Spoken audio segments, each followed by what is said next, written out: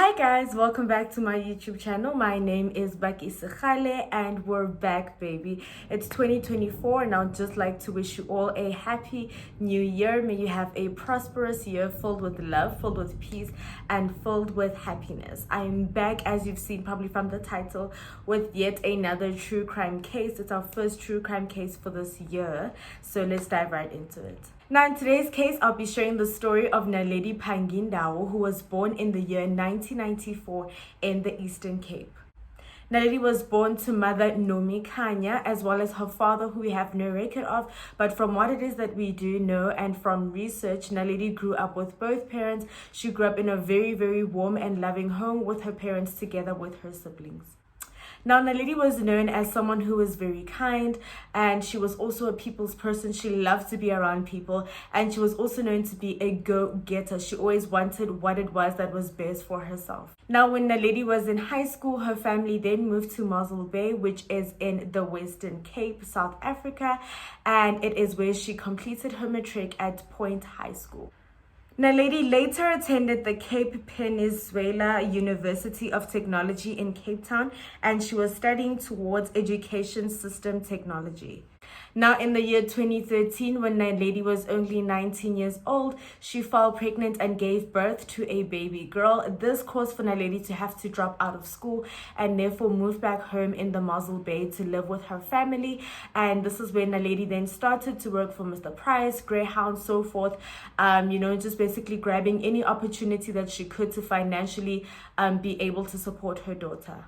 Now, unfortunately, things did not go well for Naledi and the father of her child. She then continued to move on with her life and shortly after met a man who goes by the name of Mlondolozi Ntangugelela, who she started dating, and the relationship with Mlondolozi was going very, very well. I do apologize if I do mispronounce some of these names. In the year 2014, Naledi and Mlondolozi then welcomed their first child, who was a baby boy. And although things really seemed good on the outside, things in the relationship allegedly were not going as well, as Naledi had opened up to her family and some of her friends that Mlondolozi was very abusive and that he was controlling. Now, Naledi alerted his sisters that when Mlondolozi was angry, he had a tendency of just picking up anything that it is that he could find around him. On one incident, he threw an axe at her, and on another separate incident, he threw a 2 kg chicken packet at her. Now, the couple continued on with their relationship, and soon after, they welcomed a baby girl, who was their second child, however, was Naledi's third child.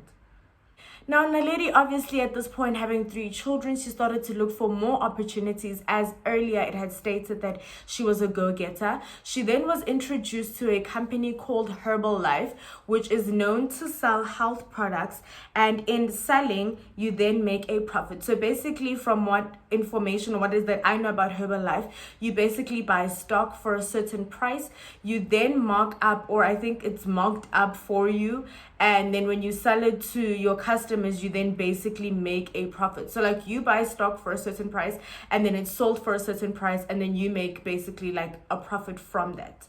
And from what it is that I also do know about Herbalife is that I think there's rankings. So the more that it is that you sell, the higher that it is that it goes. I'm not sure if it means that you get more profit the higher that it is that you go, but I do know that you are ranked in accordance to how many customers you have, how much it is that you sell, etc. So I know that a lot of people who do sell Herbalife are also fitness trainers, because then it's easier for them to advertise it, it's easier for them to push sales as well, because then it's easier to sell it to their target market, who is the people that they're training at the time. Now, because Naledi was a go-getter and a people's person, her selling Herbalife products wasn't really something that was difficult for her. Very, very soon after she had started, she became so successful at it that she was able to purchase her first car and send her children to better schools. Soon after that, Mlondolozi also joined Herbalife after seeing how profitable it was for Naledi. And I mean, obviously they want to provide for the kids. So I think it's only like normal that when you see that something is making money for you and like, you're making a large profit that you'd put your partner on. And so this is exactly what Naledi did. And having seen how good of a salesperson she is, she then also decided to start selling perfumes and to also start selling what is known as Forever Living. Now, because of how well things were really going for Naledi, she then was actually able to purchase a second car.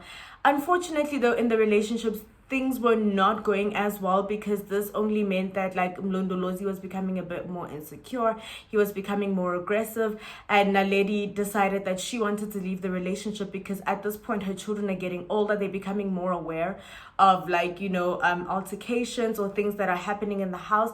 So for her safety and the safety of the children, she felt that the best thing for her would be to leave the relationship.